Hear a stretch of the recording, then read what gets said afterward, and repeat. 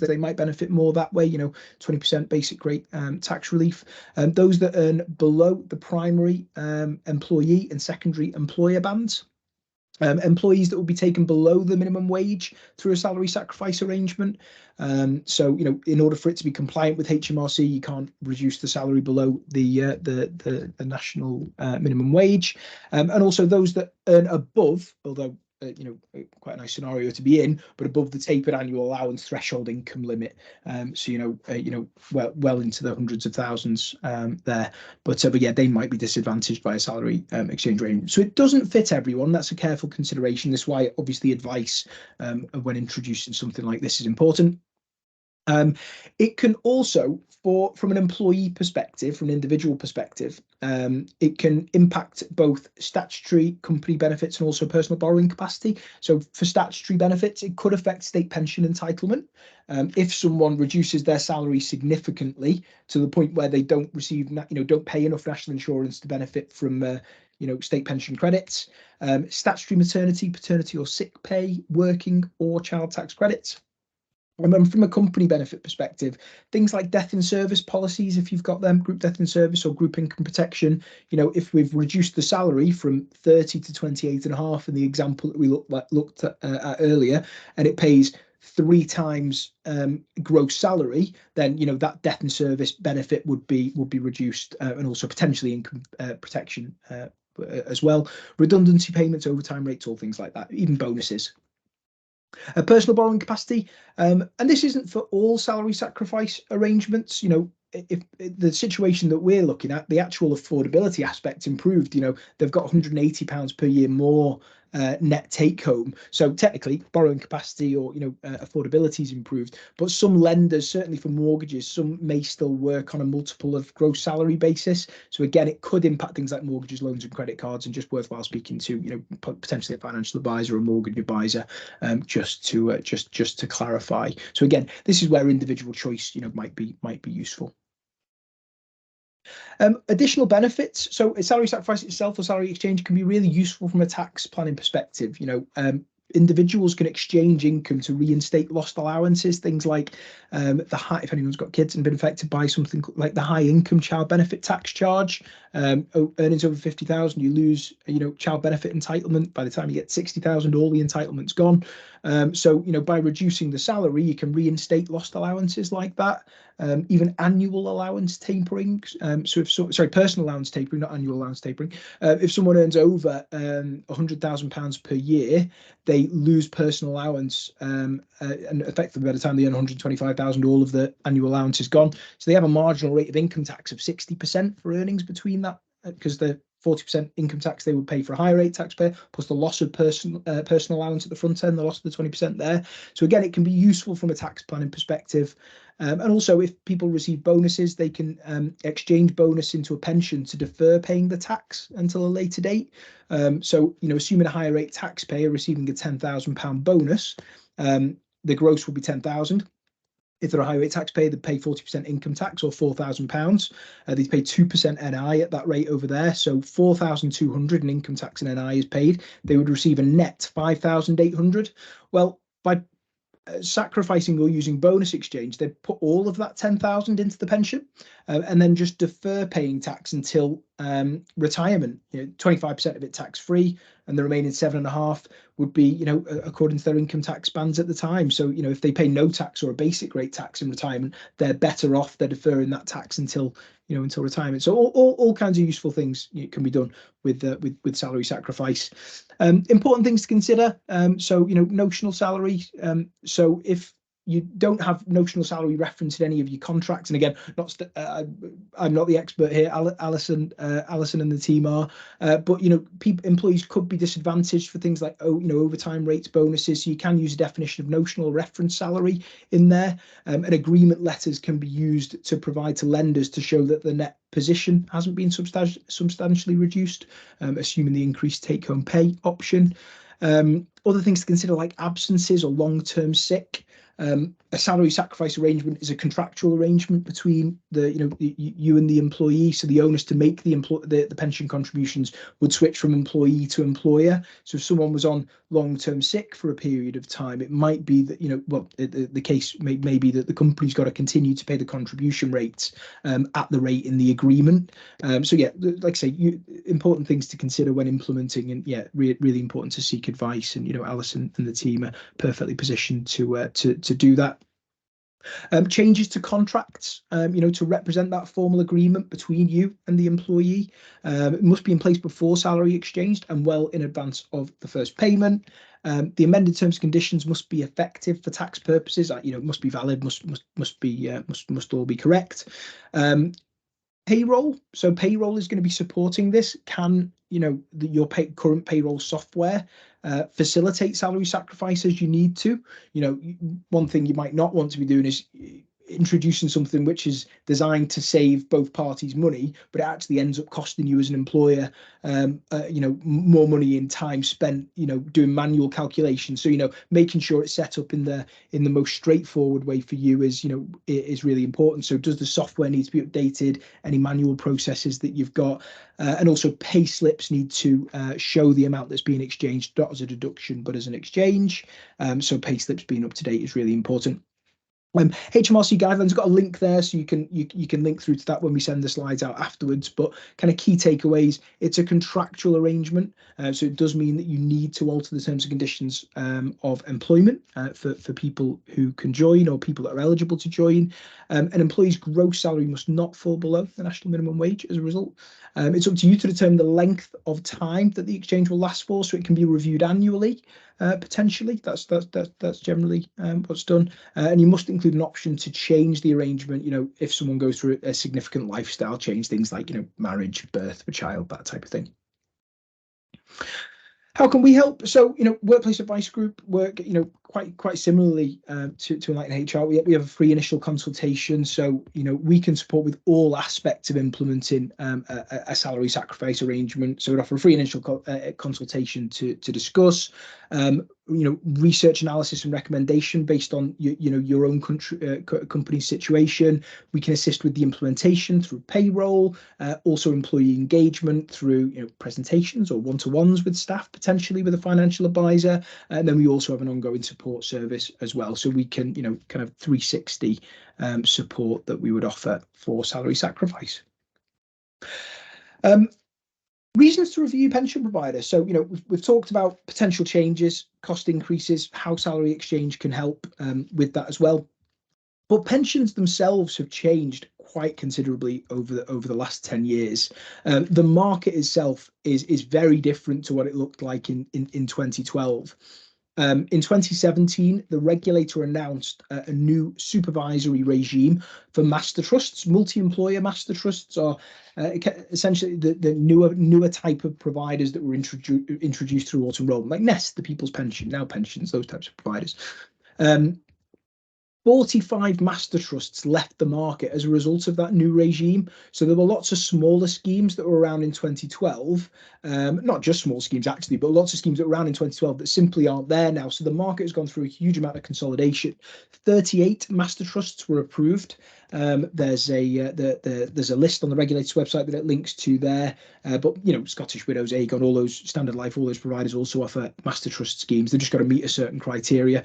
And a third of the 38 are only available to certain types of employers because they might work in certain industries. An example, Legal and General, they work in the affinity market, so they work in only in certain industries, as opposed to being open for every employer. And 2/3 are theoretically open to everybody. Another reason to consider is you might have more buying power now than when you set up your scheme initially. So contribution levels at the very beginning for the first 4 years were only very low. It was only a 1% employer contribution and a 1% employee contribution. So it was probably quite unprofitable for some of these pension schemes when it was originally at that lower rate. Now we're at 8%, so 4 times what it was then.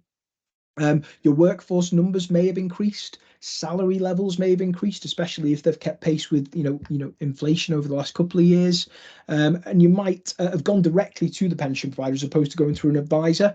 Advisors and advisory companies offer have their own scale and their own buying power potentially, and have what are called preferential terms, like we do with some of the providers. So yeah, lots of reasons to consider reviewing.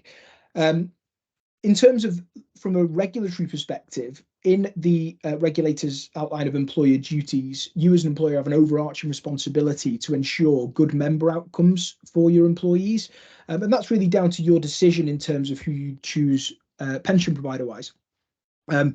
There was talk initially of auto-enrolment becoming the next PPI, and that's why lots of people our introducers don't want to really get involved on the advice side. But what was a good provider back in 2012 might not even be here now, but certainly might not be a good provider 10 years on. Looking at the value side of things, there is huge charging disparity between pension providers. And this is just an example of two pension providers out there. I haven't named the pension providers, but cost to invest £1,000 in the first year, with towards the lower end of the spectrum in terms that we've seen for some group schemes recently. Annual management charge and fund charges combined of 0.22%, so £2.20 per £1,000, with the highest cost being 2.1%. Or £21. There's huge disparity in terms of cost for the employees there, based on who that pension scheme is with. Default fund performance growth, looking at kind of the 3-year annualized return, or the differences, 0.81% annualized per year for the last 3 years versus 9.3, so lower end to the top end. So huge disparity in performance there, and that's for someone in the growth phase and not the consolidation phase. With performance comes risk, what we call risk return. So someone, two providers can achieve exactly the same return, but one provider could have achieved that by taking less risk, having less volatility. So the 3-year annualized volatility rate disparity, 10.5% annualized volatility at the lower end versus nearly 16% annualized volatility on average for the past 3 at the top end. So again, some providers taking more risk to achieve that same return. A member investment choice, at the lowest end, the provider with least choice on the market has 5 fund options, and the one with the most has over 4,500 investment choices for members. So that choice isn't always, they don't need 4,500 funds, but with choice, with that option, that choice might mean that people, if they have ethical preferences, religious preferences, maybe a financial advisor looking after one pension, they want to align their investment in their advised product with the workplace pension. More choice, it's what people are looking for these days, especially when employees are more sustainability focused and want to look at responsible investing, things like that. So the key thing there is that there's lots of disparity between providers. So again, looking at your pension provider, reviewing that might be just 10 years on might be a good thing to look at. This just kind of spots those providers on a chart, and this looks at risk v return, again the 3-year annualized volatility we're talking about, and again just shows you the huge differences we've got between providers in the growth phase and the consolidation phase there. So yeah, perfect. Our process. So how can we help? Again, exactly the same as we talked about earlier. So free initial consultation, research analysis, recommendations, implementation, employee engagement through presentations or one-to-ones. And we also have an ongoing support service to make sure that the choice, we review that annually with our clients, like you may do with a financial advisor, just to make sure that everything that you've got is doing the right thing. And that is pretty much it. Sorry if it seems like I've talked at you. When we don't have questions along the way, it does seem like I'm talking at the screen. But I am just going to have a quick look in the chat and just see if we've got any questions. I have. There are a couple. In terms of slides, absolutely. We'll get a set of the slides sent out. Yeah, absolutely. And there'll be a recording of the presentation. So I hope I've spoke fluently enough for everyone to understand at home. But yeah, that's it. Any other questions that anyone can think of? I think someone's typing. Any timing issues? No, not really. It can be introduced at any point. Usually with any exercise, like salary exchange, or maybe moving pension providers. Sometimes companies want to align it with start of the new tax year. There we go. You've done it. Yeah. There are no requirements. That cycle usually client, it's entirely up to you, and recommend speaking to, HR. But usually it can run for 12 months, but you don't have to start it at the start of the new tax year. You don't have to start at the start of the financial year. But sometimes that's a part of the decision-making process. Sometimes from an accounts perspective, you might just want things to be tidied up for that year and to commence something at the start of the next. So usually, although not a requirement, usually, a lot of companies will try and align it to one of those. And usually if you're looking at making pay increases, things like that, and you generally do that in the January, let's say, then that salary exchange cycle might run for, it'd be nice to get it to work timing wise with that same period. So yeah, just try and make it as tidy and as straightforward as possible, we would say. The other thing to bear in mind, of course, is that you're making a contractual change, so you do have to consult on that, and you need to allow people time. You can't sort of go, oh, we're introducing this next month. I'd suggest that you're probably looking at somewhere in the region of about a 3-month lead-in time, quite possibly, to give people a chance to absorb that. Josh has galloped through as our expert today, and this is the second time I've seen that presentation, and it's still quite a lot to take on board. So if you can imagine trying to communicate all of that and to employees, which of course Workplace Advice Group can help with that comm stuff, and we would help with that and contractual changes and things like that. But it's worth taking the time and making sure that you do it properly and that people really understand it. And they may want to take independent financial advice themselves on a personal level. So you allow plenty of time if you're going to do this, and drip feed it in would be my advice. Definitely. And as the consultation period, is that it's based on a number of employees, is it, or is it the same for everyone? Or yeah, if it's well, if you're making yes, if you're doing over 20, no, if you're doing over 20, then there's a longer period. You actually are supposed to do collective consultation. So yes, if you've got a lot of employees, talk to us before you sort of start your process. Under 20, it's individual consultation, and there is no particularly set period of time. But yes, it is longer. It's 20. It's a month basically if you're doing under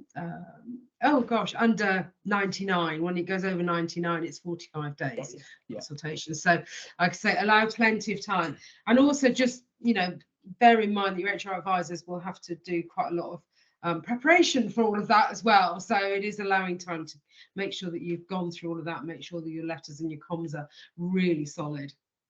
Yeah, definitely. Okay, any other questions? No? I must admit, when I first engaged or met the guys from Workplace Advice Group, I was really impressed. I went to a presentation they did, and to some extent they scared the bejesus out of me on auto-enrolment, because one of the things, and I've gone back to a lot of clients, and we did send something out, is you have to re-enroll people every 3 years if they've opted out. And you're meant to review the pension scheme that you're providing to make sure that you are still providing best value for the members. It worries me that in 20 or 30, 40 years time, there's going to be a real kickback, a bit like there was with PPI. So my advice all the way along with this has always been, make sure that you've got really good advice in place, and make sure that actually, frankly, it sits on somebody else's indemnity and not yours. That's what we're here for. Yeah. So if anybody's interested in engaging and having a chat with Josh or somebody else in Workplace Advice Group, just come through to Holly and myself and we'll put you in touch. You get a free advice session, so I would say if it's free, it's worth taking it up and having a look at that. Thank you ever so much for your time, and Josh, great, thank you so much. No problem. We'll speak to you soon. Yeah, looking at the time, 3 to 4 months. Yeah, Linda, yes, I would say so. Let's have that chat and plan it properly. So yeah. Okay, thanks guys, and we'll send the presentation and the recording out to you. Lovely speaking to you all. Thanks, Alison. Thank you. Bye. Cheers, Holly. Bye.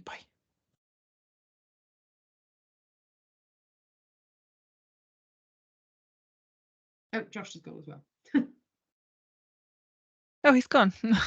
Oh,